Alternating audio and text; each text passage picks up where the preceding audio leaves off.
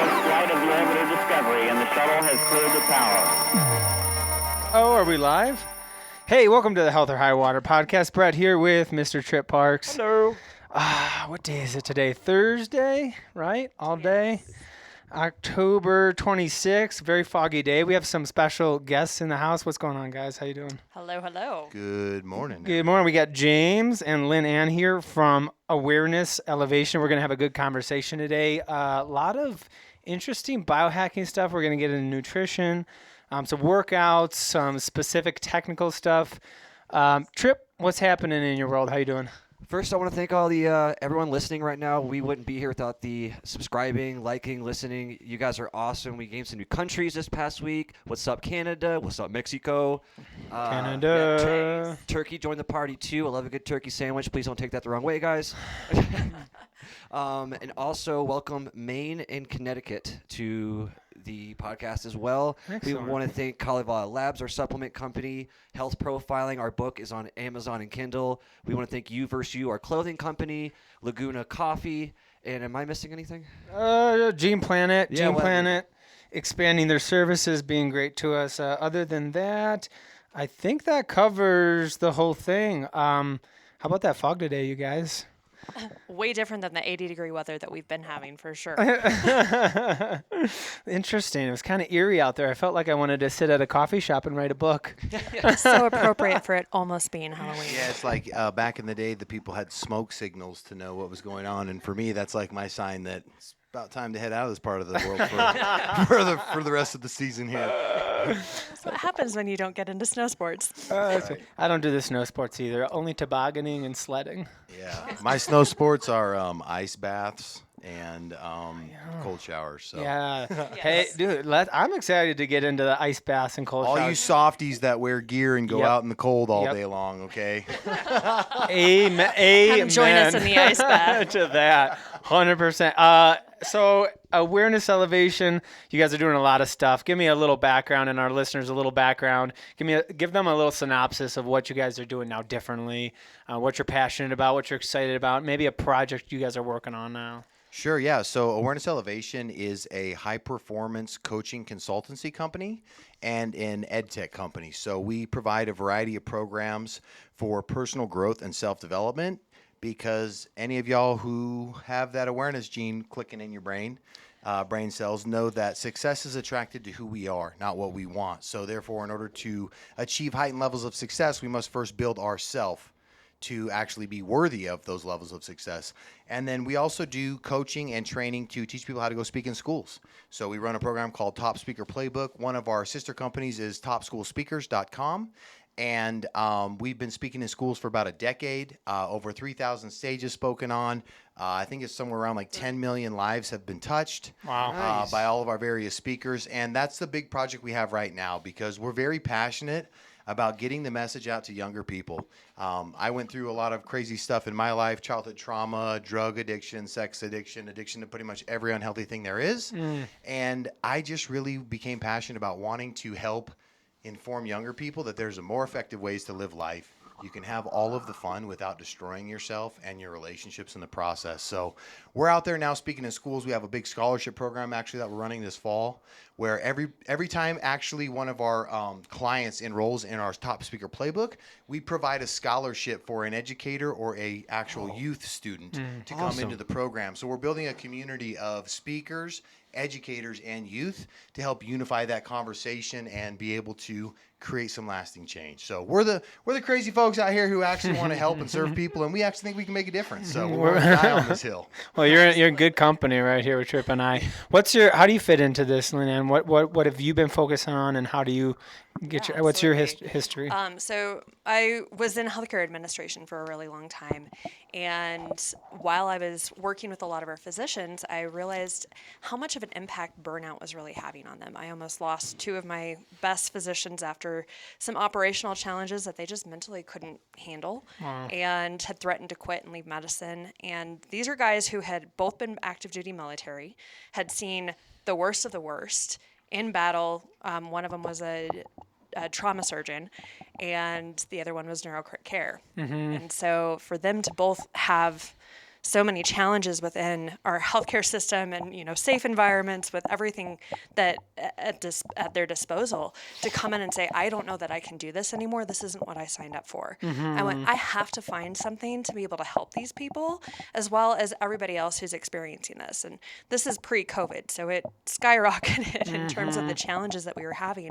And that's when I really started to dive into the world of personal growth and development, leadership development, and found the High Performance Institute, and then ended up getting certified as a certified high performance coach. And from that, I've really become passionate about helping people live their overall best life so that they're as productive as possible at work. They're having the energy levels that they need to in order to be productive and not feel burned out, and then help them have the mental focus and clarity to be able to really still stay passionate and connected to what they're doing without having a lot of those signs of burnout. And so James and I connected actually during our training for high performance coaching.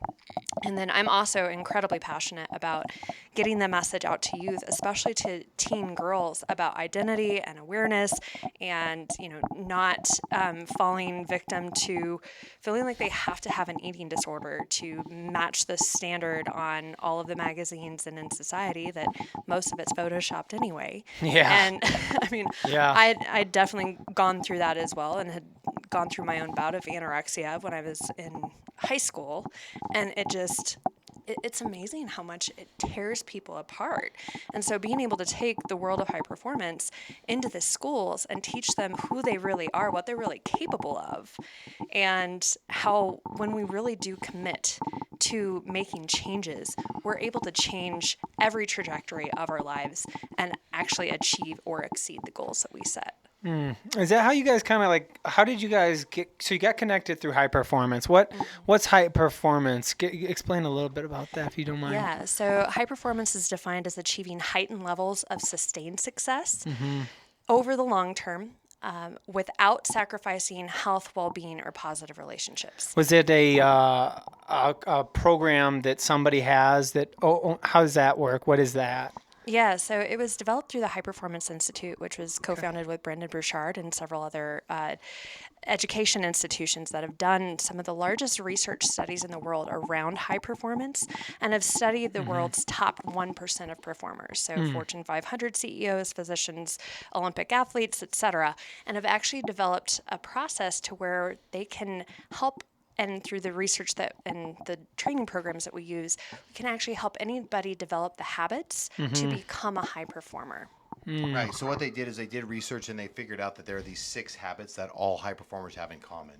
So if anybody is to begin practicing any one of these 6 habits, anybody can learn to become a high performer.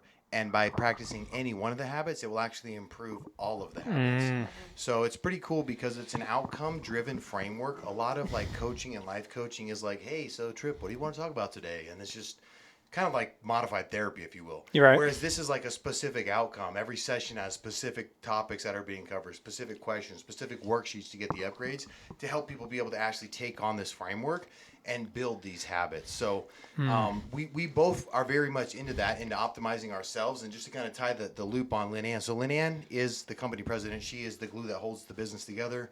She's the operational, organizational structure maven, and she heads up our healthcare division. So she actually she leads our healthcare consulting. She has a program called the Practice Growth Accelerator, where she actually helps doctors be able to grow their practices, and then she is able to apply that high performance coaching framework in these healthcare scenarios, because her story is, and we can get into that a little bit later, she had words spoken over her that were limiting at an early age, and she became very passionate about helping doctors understand the impact of the words they use with their patients. Interesting. And being able to not put limitations on somebody in the way that she had experience being told she'd never walk again. So. Give me an example. Let's get into that. Give me an example of what you mean by that. That's interesting. Yeah. So many people can probably relate to this in various ways. But when I was 16, I was actually in a car wreck and had a car roll on top of me. And when I came to it in the hospital, I opened my eyes just with immense amount of pain screaming through my body. And my physician walks in, leans over my bed and says the words that nobody ever wants to hear, but I was training for a marathon at the time. Like, my goals, my dreams all required me to stand, to walk, to move. And he leans over and he says, "LynAnn, you were crushed by that car. I'm sorry. You're never going to walk again."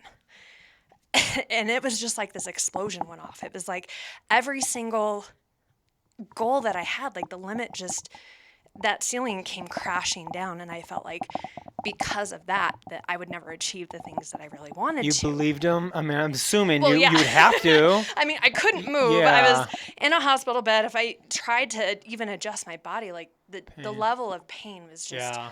astronomical. Like I can't even describe how horrible it was. So, and when you're in that heightened state of stress response and pain and all of that, like you're not thinking clearly. I'm still coming off of anesthesia. I'm still like on all sorts of drugs and morphine and all of that. And so the only thing that I could do is go, okay, wait a minute.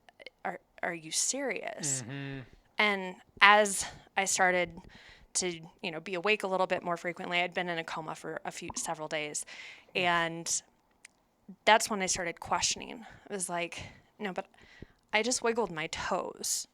If I can wiggle my toes, what else am I capable of? And he came in my room again one time and I said, now, are you sure, like 100% no likely chance that I will ever walk again? And he said, well, statistically, you have about, I think it was like around an 80% chance that you'll never walk again. I said, so there's a 20% or whatever that actual number was, chance that I will. And he goes, I'm just trying to be realistic because I don't want to set you up for failure or making you feel like there's this hope that you don't have.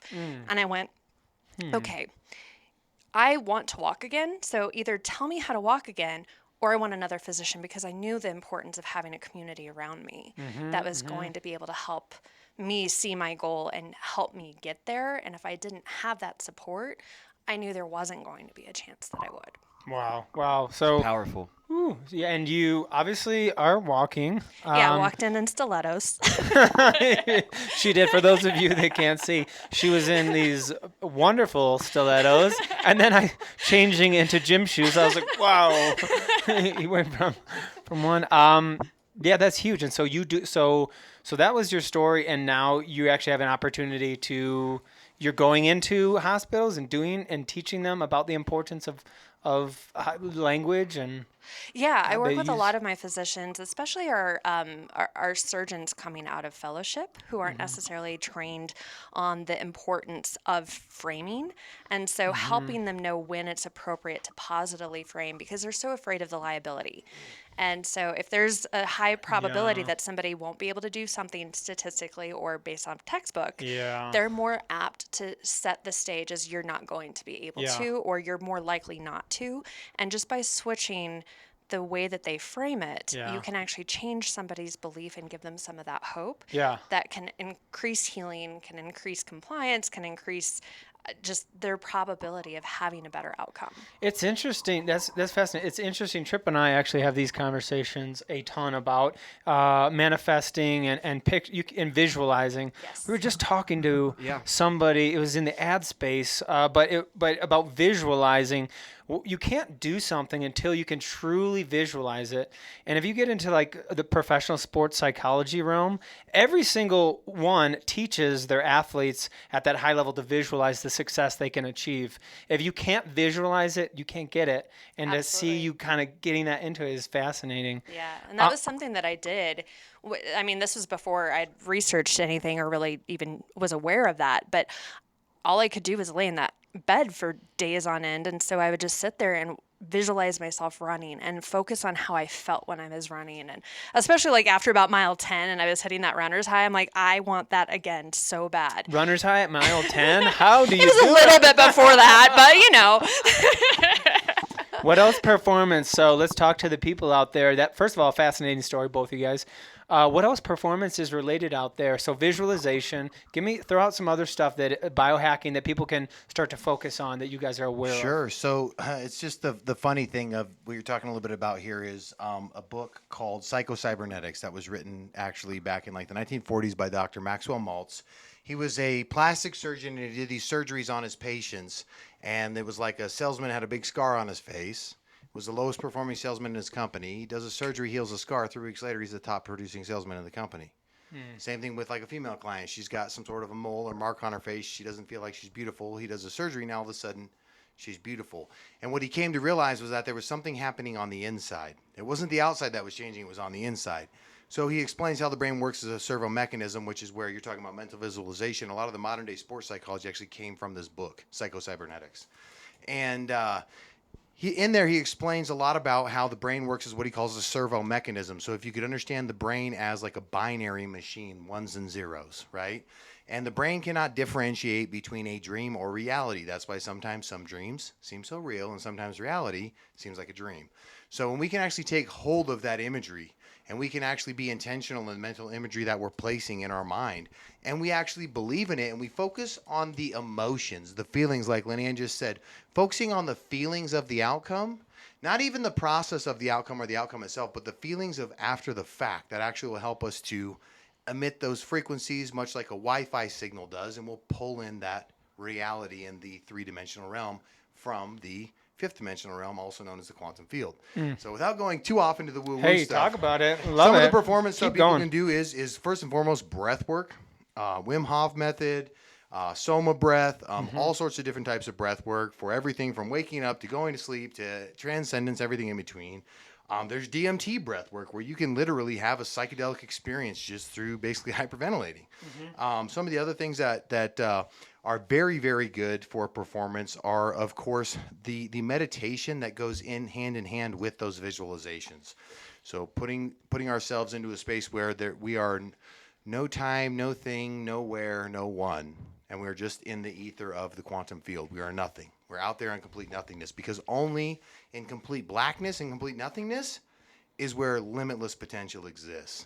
So, my favorite book talks about, like, in the beginning, there was the creator, right? It says first in the beginning there was the creator, and then he spoke and there was light. So what does that mean? That means it was all dark to begin with, right? The quantum field. So other things in terms of that, supplement routines, methylene blue. If you're not familiar with that sort of stuff, check out a company called Transcriptions. Methylene blue. Can we pause for a second? Because I don't want, because you got a lot of Dude, I'll just you're staccato. throwing. I'll hit the machine gun. We got a lot of nutrition going on. Let me let's get into that breathing real quick. So let's touch on that. Yoga does a lot of, they're breathing and doing poses. Wim Hof is, exploded the last 7. Let's get a little bit into the breathing. What is it about the breathing that actually, first of all, number one, how can we do it? We all breathe every day, right? Most people who don't do it purposefully don't know what that means. They're like, breathing? What do you mean? So can you define that? Sure. Either one of you guys define that for us, and then give us some insight into how we can start to incorporate that into our lives, into our daily routine, and then the experience that gives our body, maybe physiologically as well. Yeah, totally. Great question. So one of the keys in here actually is to be aware of is nose breathing versus mouth breathing. I love that. So I love that. I can attest to that too. So this is actually one of the areas that most people are totally oblivious to.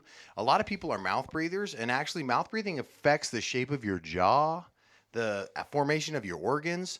I wish I had brought in a picture with me, but if you guys Google online, you can see like what a mouth breather looks like. We've all seen people like this. They have like a bigger nose, Eli and Manning. their jaw is like protracted, right? It's Eli Manning And on their the sideline. their face is a little bit disfigured. And so one of the most important things is knowing is that if you're not nose breathing, there's no way that your parasympathetic nervous system can be activated. There's no way you can be fully in a rest and digest mode and actually be repairing your body, right? So that disclaimer. Now, in terms of breathing techniques and breathing practices, Wim Hof is one of the most popular. It's a pranayama technique, right, where it means basically it's a holotropic breath work. So you're going to be doing more of like a hyperventilation. You're going to be doing several successive breaths in and out. Doesn't really matter if you do them through the nose or through the mouth. A lot of people find the mouth is easier because it's just a bigger airway to go in and out of.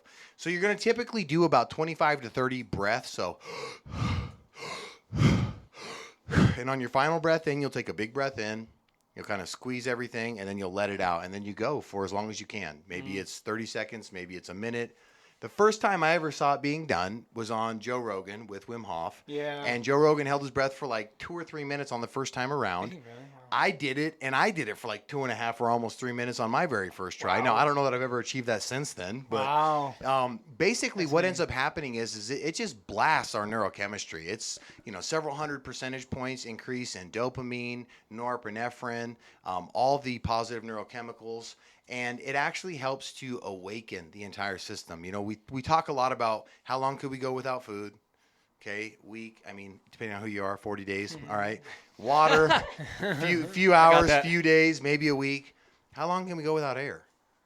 But yet it's something that a lot of us are just totally oblivious to and is not front of mind for us. Yeah. And if we think of it like a car, how far would your car drive if it couldn't get air into the engine?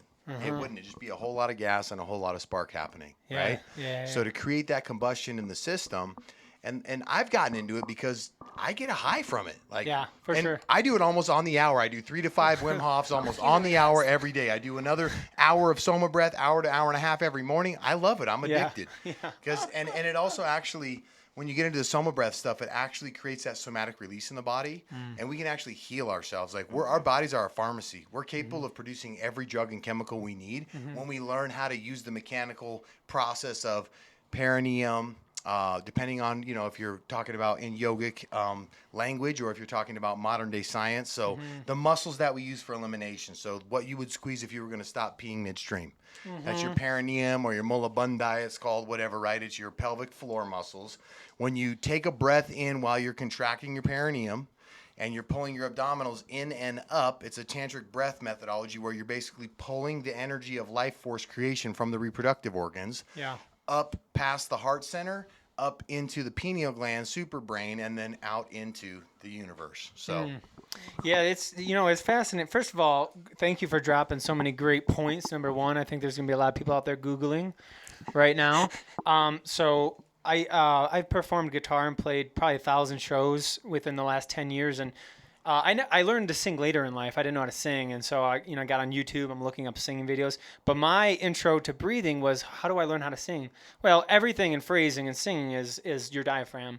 So kind of as you explain this, every single day when I do my vocal warm-ups, I would experience this intense improvement in my diaphragm control. And I experienced everything you're talking about. Clarity of thought, my mood improved, I could feel my blood pressure lower, my stress was lowered, everything that you're saying, like my whole life improved. I was so addicted to it. And to this day, Trip will tell you, we have a guitar in the other room, I do it. So it's crazy to hear you kind of talk about it physiologically. And if there's one thing I could add in here too, people could check out. So Wim Hof, he's not the creator of this type of breath work. It's an ancient practice, but he really made it popular in the modern day. And one thing to know about him is he was ejected with E. coli.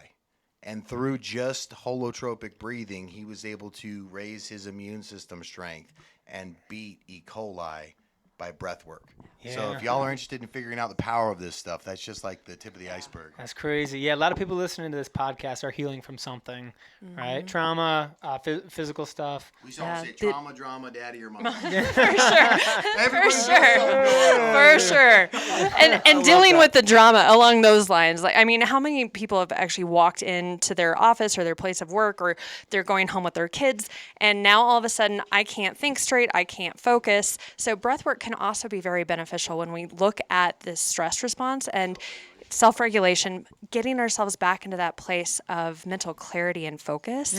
And so we use it for various purposes. One, to jump your energy up, because you really can increase your energy just by conscious thought and through some of the breathwork practices. But then also really getting into the neurochemical state that's going to be most effective for increasing productivity.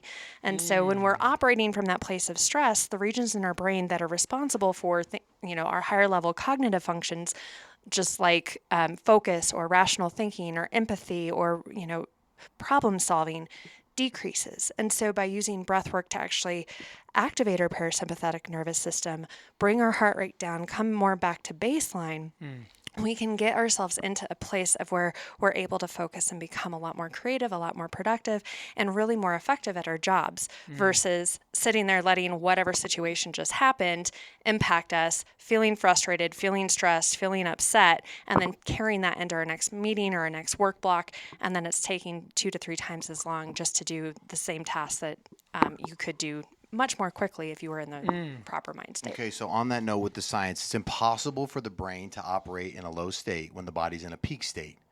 The only way to change our psychology is to change our physiology, right? One of the best ways to do that, especially if you're in a more restricted setting, you can't get up like we do and do burpees or air squats or all the wild things that we do. You can do some breath work. You will change your physiology, which will change your psychology. That's perfect. Wow. I love that.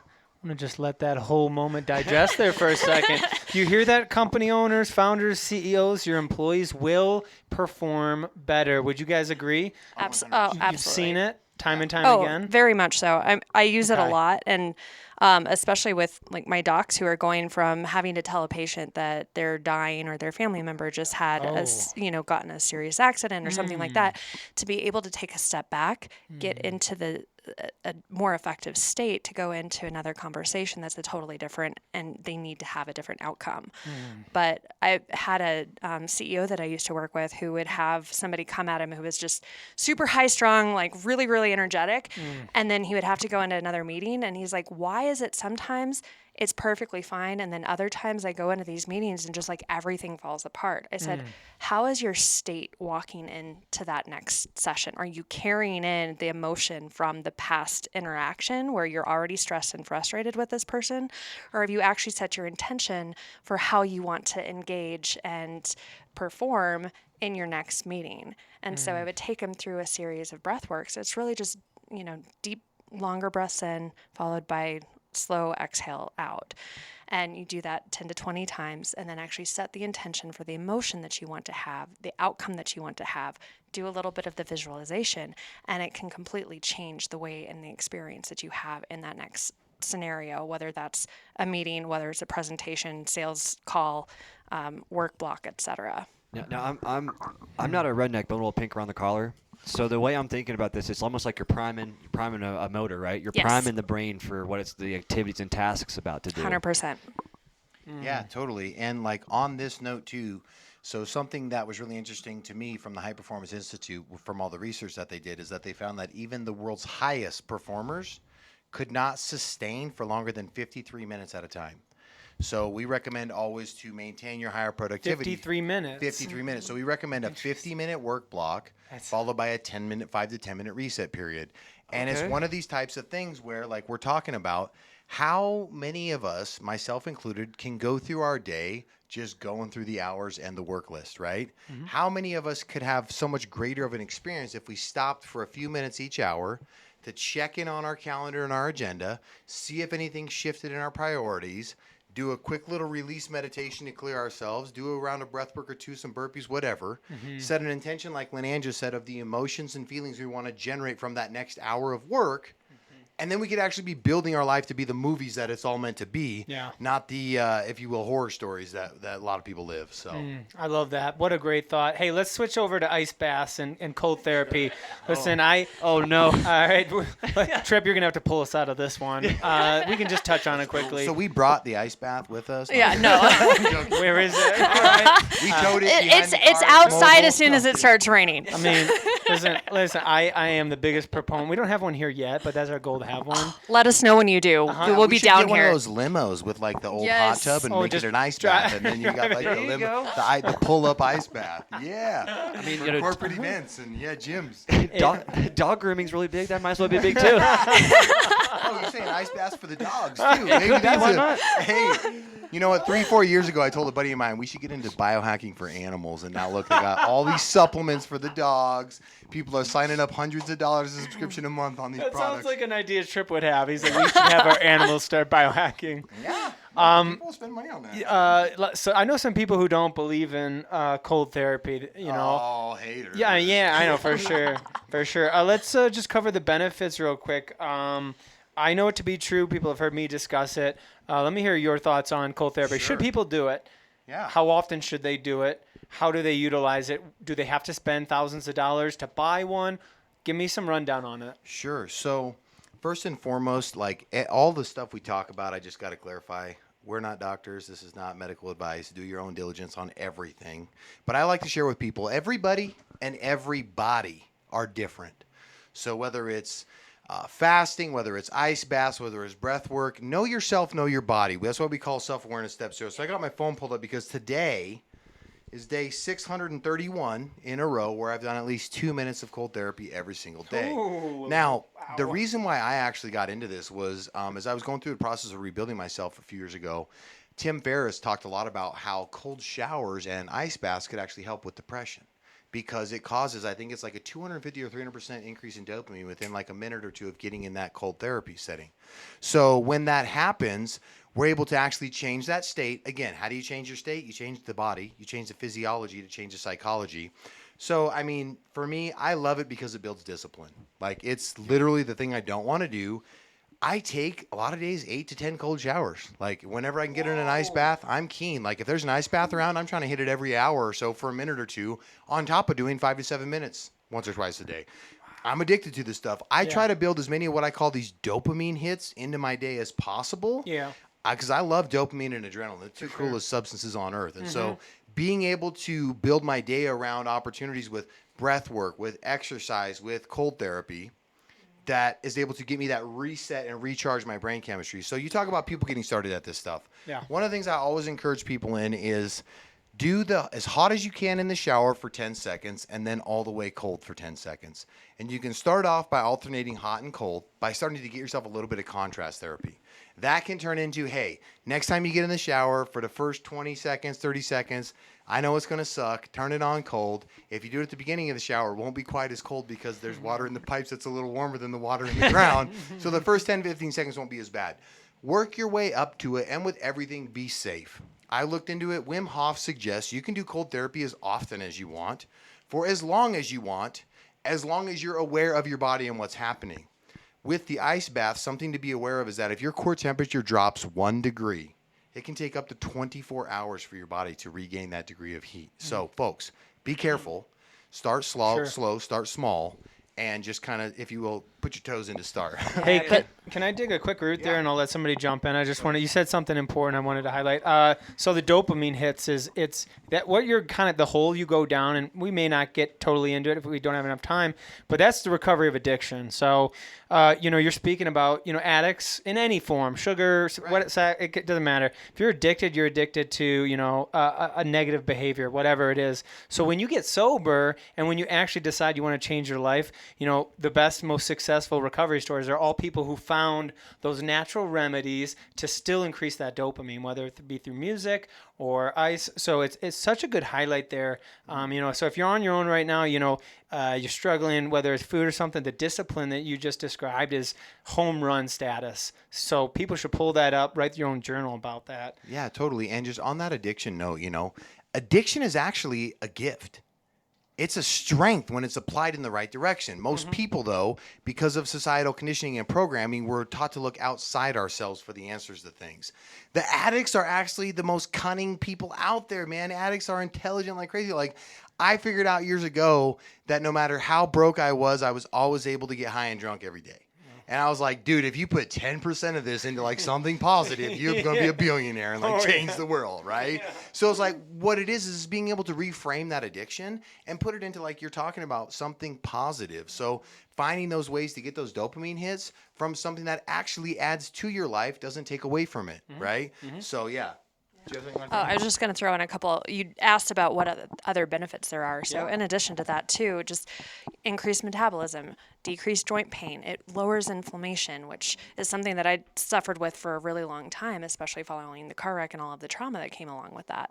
And so I've been, I don't even know, I think 140 days roughly for at least 2 minutes of cold folks, therapy. Fellas, there's a lady here, almost 180 days in a row, cold shower power. I missed the actual cold bath that we did. That was amazing. But the pain that I had on a daily basis significantly decreases if I stay up on the cold therapy. Yeah, when I did it nowhere near as long as that. Congratulations, it's amazing. I think I made it like 100 days. Mine was That's still awesome. Yeah, mine was due to an injury that I had to, and so I was trying to freeze the injury and then repair and then do stretching. But the mental capacity that I gained from that was far superior to anything physically I experienced. It was like, oh, I got to do this. And then other areas of my life, I realized, oh, I don't want to do that, but I could do that. Yep. And so it was just the snowball effect. It's a great place for self-awareness, and that's one of the things that we recommend too for people who are trying to build resilience, or for the kids especially, because as soon as you get in, you are very hyper aware of your thoughts. And if you haven't been before, you can become very, very quickly of, am I sitting here telling myself, oh my God, this is so hard, I can't do this, I don't want to do this, or am I saying I can do hard things, this is going to make me stronger, this is going to help benefit me? And then that's really how you start to build that resilience. And so it's a great place to start from that too. Yeah, and it's also one of the greatest exercise in getting present in the present moment. Like nothing will get you present like some cold therapy. And on this note, I kind of wanted to follow the segue. It sounded like we're kind of going into here and talk about elective adversity, guys, because this is something that we have to program ourselves in. And just like we would want to be practicing other skills to be good in life, we have to practice our character trait skills. Right. And one of the best ways to do this is by having experiences every single day that are non-negotiable, which means your lower self. I won't refrain from using not as clean language, but you can let it rip here. well, I know, but like we speak in schools, and so I don't want a clip to be taken out of context, and they're like, oh, James is up in there swearing up a storm. So, Did he say shit? yeah. So basically, like the inner bitch, if you will, like that lower nature that wants to like try to like opt out on everything. I figured out the only way to get rid of this is to like rear naked choke him every day. And so I do that by elective adversity. So I put myself into these sucky circumstances that I don't want to do, that have pain, so that I'm experiencing pain and adversity on a daily basis. And then when life hands it to me, this is just another meal. This isn't going to take me out at the legs like it does for most people. And so when we talk about things like cold therapy and breath work and doing things you don't want to do, but that are good for you, it actually builds the brain. So the way that the brain chemistry works is there's a terminology, there's a term I'm trying to think of what it is. It's hedonistic something or other. And basically it explains the science of whenever we're pleasure seeking, the brain seeks even more pleasure. It's like, rock stars, how they get into drugs because they can't get that high anywhere else.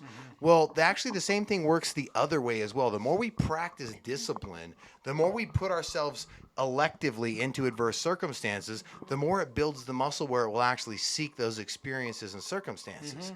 And so a lot of people, and I know myself earlier in life, we set a dream or a goal, and then we want to negotiate with success. Oh, I don't feel like it, right? So what we've adopted from one of our mentors is what's called non-negotiable daily programming. So my cold shower power, my burpees, my daily workouts, my breathwork routines, my wake-up time, it's non-negotiable. And every day the lower bitch-ass self wants to be like, no, like, I don't want to. And I'm like, exactly. That's why I do this, to get rid of you, dude. And so just like you were talking about a minute ago, when you're doing the ice baths, it builds and it plays into all these other areas. So, if somebody's out there, you're struggling with addiction, somebody's out there, you're just struggling with low thinking. Addiction could be low thinking, guys. Get in community first and foremost. First and foremost, I want to let you know you're not the Lone Ranger. You're not alone. All of us are there. We've been there. The best thing to do is get in community and get active, taking action. Because when we sit around and we just try to think our way through things, we're never going to make it. It's the old saying from recovery of you can't think yourself into new ways of being. You have to act yourself into new ways of thinking. So we have a saying where it's like stagnation's death. Yes. That's the end of evolutionary genetic change, right? Like stagnation is death, whether you're a fly or you're human, right? So I love that aspect of it. Yeah. The challenge is there's just been a world built around humans where like stagnation allows you to still stay alive because of the exactly. There's no repercussions anymore. Right. I have a saying. It's like, why don't we just take all the warning labels off the bottles and just let life sort itself out? I'm with it, bro. Let's go. What happened to common sense? Somebody filed a lawsuit against that. Yeah. America, the home of the lawsuit. Yeah, I think that's my biggest fear, is not growing as an individual. Tripp and I had that conversation. I'm terrified not to get better.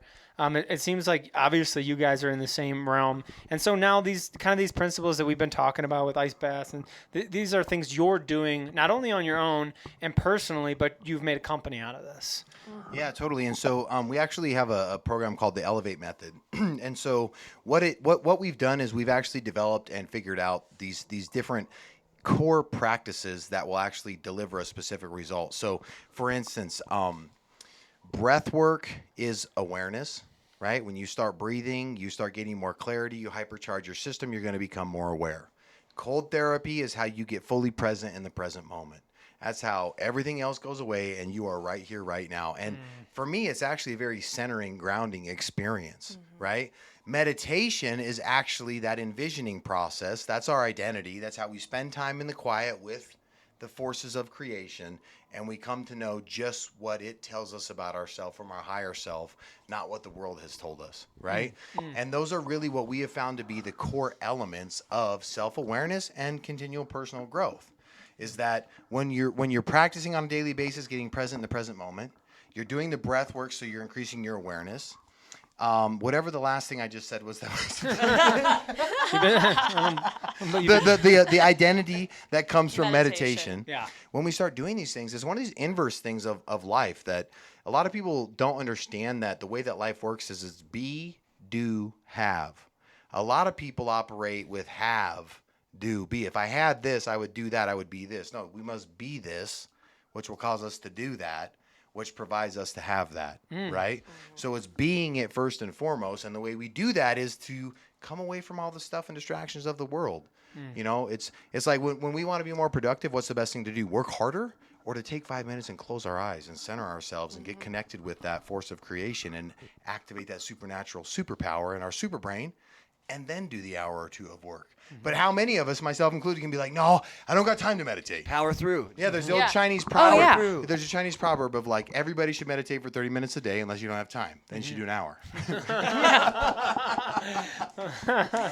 For sure. Well, and so many people, especially today, it's like that's what we're taught is just power through. Yeah, And that's the I did American that. way. Oh, for sure. I did that for years. I would be at the hospital between 6 and 6:30 in the morning, and I would be there until about 10 o'clock at night, sometimes 11, depending on what was going on. And you get into this culture where that is just expected, and everybody around you is doing the same thing. And then you start looking at the research, which shows you're really not as effective as you could be if you're working more than 55 hours a week. Well, even during that stint, you're not truly focused. You're not actually productive. You're not achieving at the levels that you could. You're not producing at the levels that you could. And that's where we also do a lot around productivity and just energy generation, because we have to give our brains that time to kind of decompress and rejuvenate throughout the day to maintain that productivity. And that also kind of ties back into the 50-minute work blocks, because you're doing a 2-minute closed eye meditation or just some breath work, gives your visual field gives your brain that ability to just kind of shut down, not having any visual distractions, and really getting present in the moment, and then regenerating that neurochemistry that's going to be most and productive. so on that note, actually, most fatigue is actually just visual fatigue. So most people who feel like they're tired or they don't have energy, if you just close your eyes for a couple minutes, a few points throughout the day, it actually resets the fatigue from the visual fatigue, which then the rest of your brain is not feeling the fatigue from the optic nerve. So then it's operating at a higher capacity. Well, even as cave people and whatnot, you'd find a bush of berries and you sit down to eat, relax. I get hungry again, go find a deer and then sit down, relax. We're programmed to take those breaks because of our evolution, right? Also fasting and feeding, yeah. period. Yeah, exactly. And so I'm so sad I have to leave this podcast and train you guys. I wanted to leave. You were saying there was one thing I wanted to add before Trip takes it home. So visual fatigue. So when I was training a lot, I'd pack my sessions full, right? 8 sessions in the morning, 8 at night. And I always put it on myself to give my clients the absolute best version of myself. I wanted to be at my best every time. And I realized I needed to take a break. And so what I did was for 8 to 12 minutes every single day, because that's all I had, is I would lay with my eyes closed. I wasn't sleeping. I was just with my eyes closed just like this. And I can be a testament to you, miraculous things happened. I was able to steal 2.5 hours of pure quality energy. So you don't need, sleep is malleable. We can decide how we decide to rest our body. This conversation's enlightening. It's fantastic. I hate to have to leave it. You guys, thanks so much for coming on. I'll see you guys. Love you guys. On that note, really quick, Yeah. for anybody listening, if you look up on YouTube non-sleep deep rest, Also it known as takes you yoga through, nidra.